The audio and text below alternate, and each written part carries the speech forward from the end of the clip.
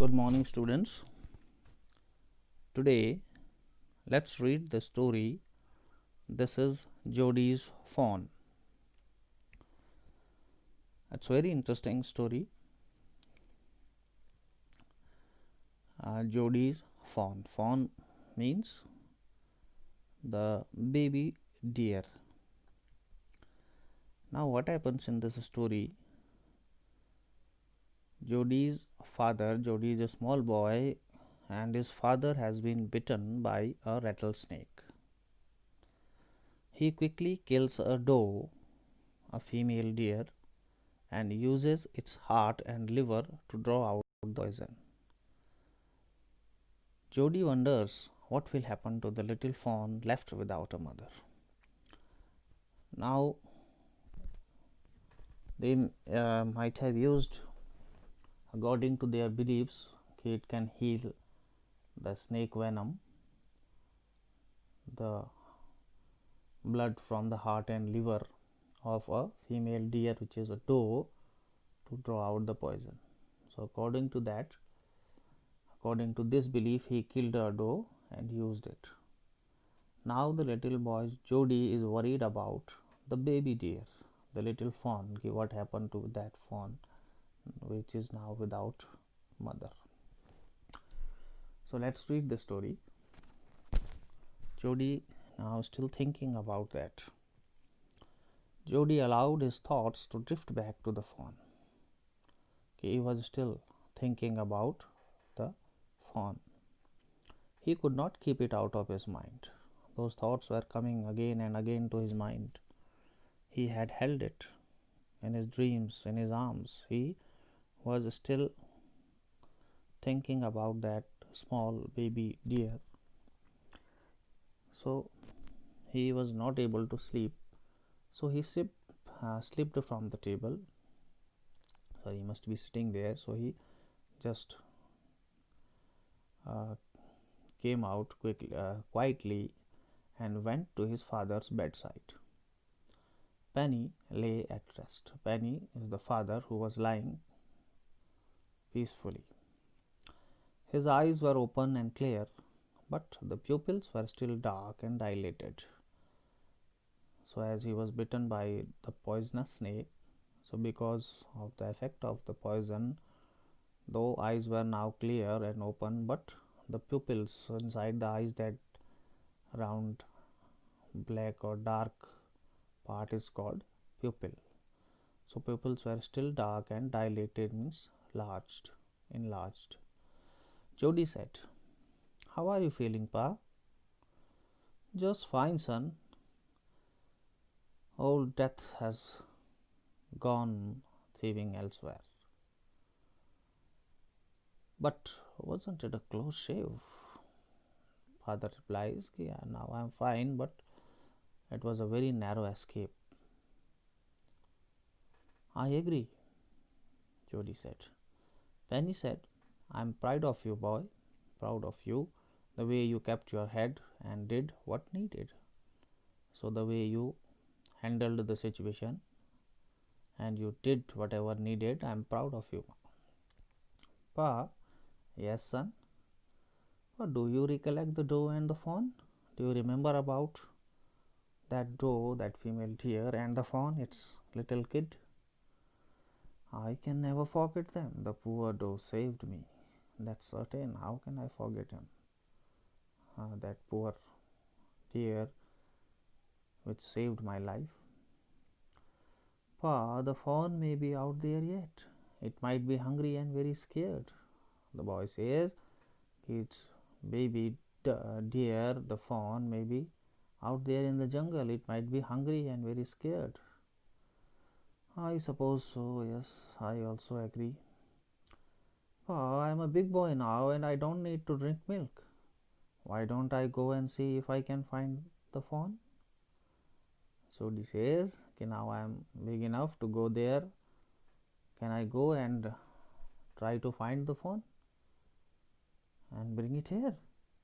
Father says, "And raise it and keep it and raise it in our home." Penny lay quiet, staring at the ceiling. looking at the ceiling. Boy, you have got me hemmed in, he said finally. You caught in a situation where you cannot say no, that is hemmed in. Boy, तुमने तो मुझे फंसा दिया कि no भी कैसे कह सकते हैं. It won't take much to raise it, Pa. It will soon start eating leaves and acorns. Jody says it will not take much. We don't have to spend money. Soon it will uh, grow up and it will start eating leaves and small brown nuts called acorns. You are smarter than boys of your age, father says. We took its mother and it wasn't to blame. Surely it seems ungrateful to leave it to starve, son. I cannot say no to you. I never thought I would live to see another day. Father says, surely it seems too ungrateful.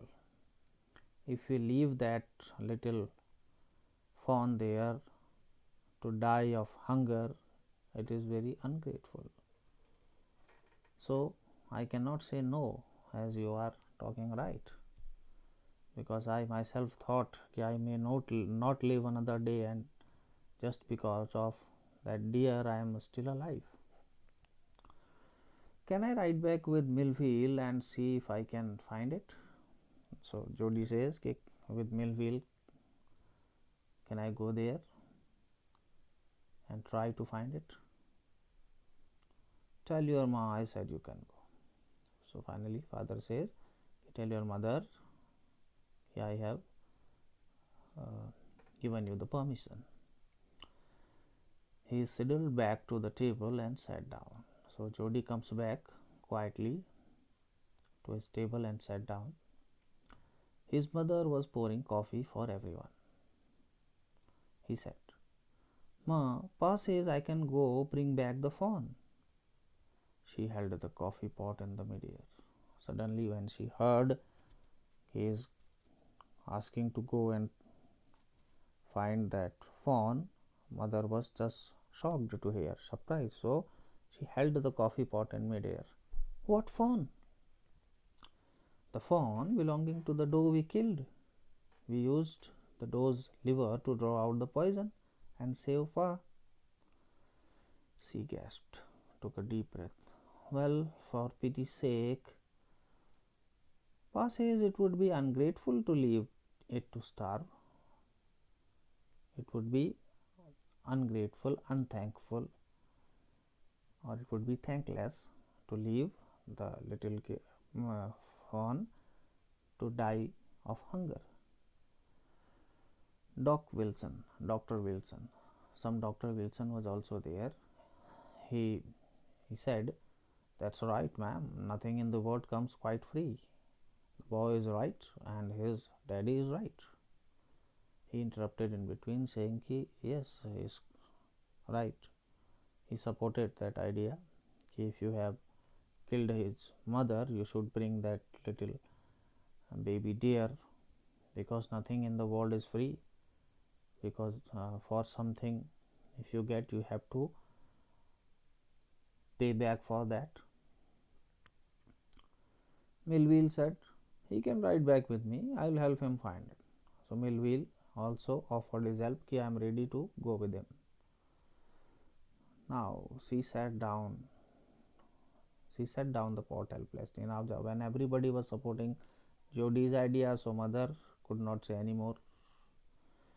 Well, if you will give it your milk, we have got nothing else to feed it. Finally mother says, okay, when you bring it, you want to bring it, you can, but we don't have much to feed it, so you will have to give your own milk, to that fawn. Millville said, come on boy, we have got to get riding, let's go. Ma Baxter, means mother, Mrs. Baxter asked anxiously, worriedly, you will not be gone long, means you will not take long time there.